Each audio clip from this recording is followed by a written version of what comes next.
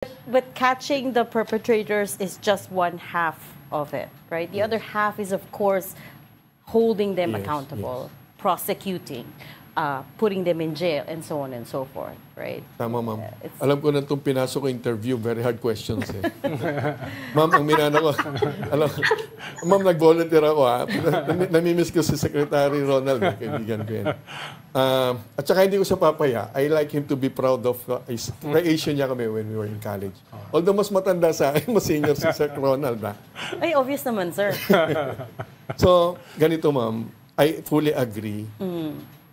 Holding officers or employees accountable, including the brokers and importers, holding them accountable is a big part of the equation. Without that, bulahan lang lahat talaga. Correct. Okay. Hindi rin pwede ililipat lang to another department, right? So, one of the, hindi naman conditions, one of the things that I requested when I got appointed is to be able to put in my own team. Again, no judgment sa mga pinalitan ko, no, with due respect, but I have to have people that I trust and that I won't second guess. So, nakapagdala ako ng sariling legal team. Yun nga lang, last week lang lumabas yung Deputy Commissioner for RCMG, under which is the legal director, si Attorney Vic Trinidad. Respected lawyer yan, tsaka masungit yun. Hindi mo makakausap basta-basta siya. Kaya lang, on the not so good side, we inherited 9,000, malalaglag kayo sa upuan dyan, 9,000 pending cases nationwide. Eh parang kailangan ko ng sariling Department of Justice to do the job, di ba? So what remains, magpa-prioritize na lang kami, of course, the high-profile cases, like yung mga sasakyan, Bugatti, yung mga pinaguhuli nitong nakaraan, and then agricultural smuggling cases. So, I'll be realistic. Hindi naman namin kahit tapusin yung entire 9,000. Ilang taon yung nabinbin dyan, ano? We'll prioritize alin yung pinaka-importante at may impact, and that would deliver the strongest message that smuggling will not be that easy during our time. These are cases of smuggling that you inherited from the previous, ano? Yes, ma'am. Okay. Hindi, hindi nung previous leadership, ano? Accumulation. Over the past several years, pero mga cases na that haven't been acted upon. Yes. Okay. Kasi yung time naman, ang gagawin ko naman, attitude ko naman, yung BOC under Commissioner Rubio, may mga nagawa naman sila maganda. Of course, may shortcomings. Ako rin naman, hindi ko naman magagawa lahat. Magkakaroon din ako shortcomings. But we will build on what the team of Commissioner Rubio was able to achieve. They will build on that, but then we will innovate. And we have to innovate new solutions. Napag-usapan natin na Commissioner, itong mga dami ng kaso sa custom. In their thousands, no? 9,000 yung backlog. Ang dami mo talaga. In relation to that, meron ding mga high-level cases in the past na hindi naman nangyari during your watch, no? Pero naging very controversial. At isa nga rito, yung nangyari dun sa panahon ni BOC Chair, Commissioner Faeldon, yung mga alleged drugs na pumapasok sa customs at na-investigahan din sa Senado in the previous government, no?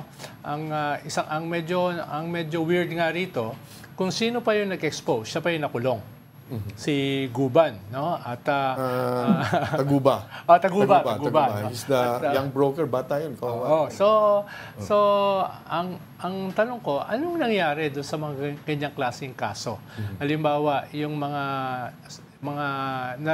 na-link dyan, no? Anong nangyari sa kanila? Dahil halimbawa, pasensya na, medyo hard question ito. Yung inyong spokesperson ngayon, si Jet Marunilla, ay medyo na link dito sa usapin na ito.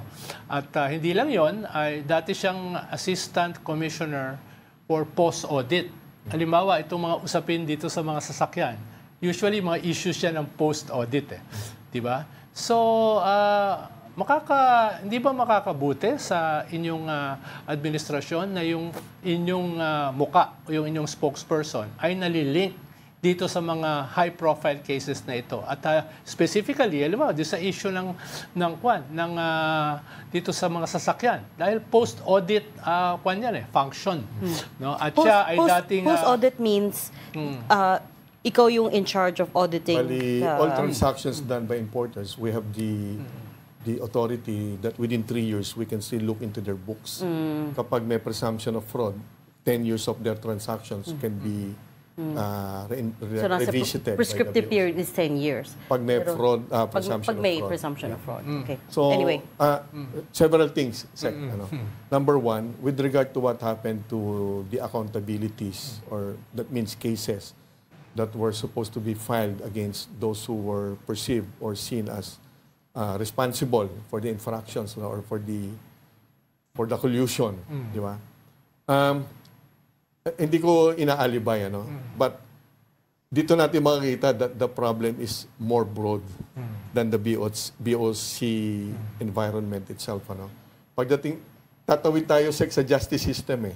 So, pagdating kasi sa mga investigations, both inside and outside, in that case, Congress yan, then pagpasa niyan sa prosecution services, DOJ, then NBI acting as, yung gano'n, So, may dynamics na rin yan. So, I really cannot guess what happened during that time kung sino yung in-identify who should be charged in court. Nandun na yun. And then, I agree, ang nakakulong yung nag-whistleblower. Then, who else were charged? Hindi na ako aware sino yung mga na-charge doon. So, that's another story po.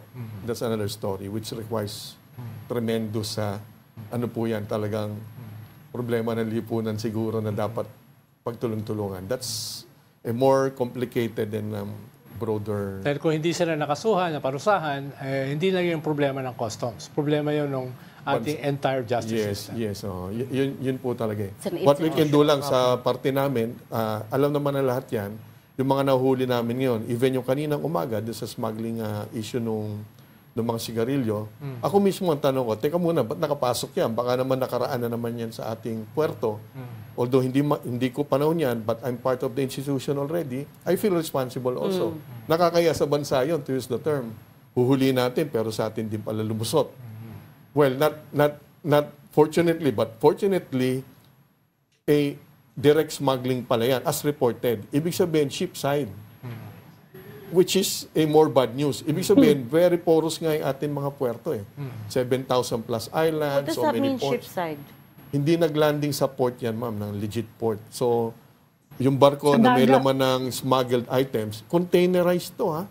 Ibig sabihin, Nasa from barko. that main ship, kinrain niya papunta sa barge. Yung barge, may sariling crane. Or from the main ship, may sariling crane yung Diretso sa na, barge. hindi bumaba Then sa from the port. barge, naglanding either, as reported, either somewhere in Tondo or somewhere in Bataan.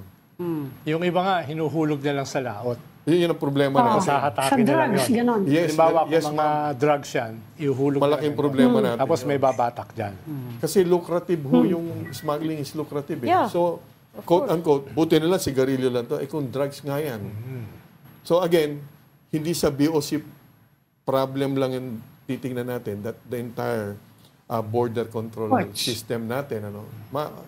Again, sorry for being the bearer of bad news. Mas malaking problema natin than not being able to get the